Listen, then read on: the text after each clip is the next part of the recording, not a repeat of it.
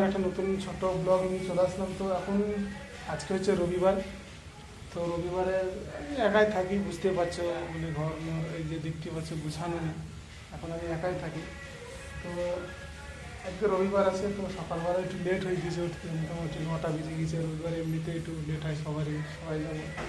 তো যাই হোক, এই যে আমার উঠে এখন সব এই যে রুম সবাই পরিষ্কার করলাম। এই যে রুম মোটামুটি একটু পরিষ্কার করলাম, ধোয়া মোছা হয়ে গেছে। আর এই যে দেখো রান্না বসিয়েছি আমি, ভাতটা হয়ে গেছে। আর এখানে ডিম আছে, আজকে হবে তোমাদের ডিমের কারি। এই যে আমার এখানে সব কিছু রেডি করা আছে। তো যাই হোক, এখন চলো আমি একটু রান্নাটা শুরু করি। ঠিক আছে, রান্নাটা জানি না, মোটামুটি অল্প কিছু জানি, তো সেইটা তোমাদের কাছে শেয়ার করব। তো চলো দেখো, আজকে রবিবারের দিন, ঠিক আছে। আজকে একটু লেট হয়ে গেছে ঘুম থেকে উঠতে, এটাই লেট হয়। তো আমি এই যে দেখো এখানে ডিমটা আমি সেদ্ধ করার জন্য দিয়ে দিচ্ছি, আর সব কিছু এই যে আমি এখন কাটবো। তো চলো ভিডিওটা দেখতে থাকো, অবশ্যই খুব ভালো লাগবে ভিডিওটা দেখতে। তো চলো সব কিছু রেডি করি।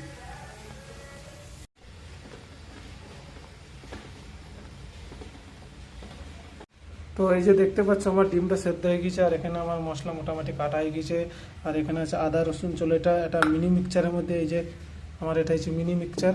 তো এইটার মধ্যে একটুখানি কারেন্টটার জ্যাকটা লাগিয়ে দিই। তো এই যে এখন এটা দিয়ে পিসবো, ঠিক আছে। আমার এটা হচ্ছে মিনি মিক্সচারটা কেমন হয়েছে তোমরা অবশ্যই একটু কমেন্ট করে বা জানাবে। রান্নাটা কমপ্লিট হয়ে গেছে, তো চলো তোমাদের দেখায় রান্নাটা কেমন হয়েছে। অবশ্য ভালো হয়েছে, তো দেখি চলো দেখছি রান্নাটা কেমন হয়েছে, চলো আমার সাথে। আর রান্নাটা করতে একটু দেরি হয়ে গেছে, কেননা আমার গ্যাসটা যেটা আছে ওটা গ্যাসটা শেষ হয়ে গেছে। তো চলো দেখাই তোমাদের। এই যে ডিমের কারি, ঠিক আছে। দেখো তোমরা কেমন হয়েছে আর একটু কমেন্ট করবে। অবশ্য টেস্টি হয়েছে, একটু খেয়ে দেখি অবশ্যই, ঠিক আছে। একটু টেস্ট করে দেখতে হবে, তো আমি তো এখনো দেখিনি।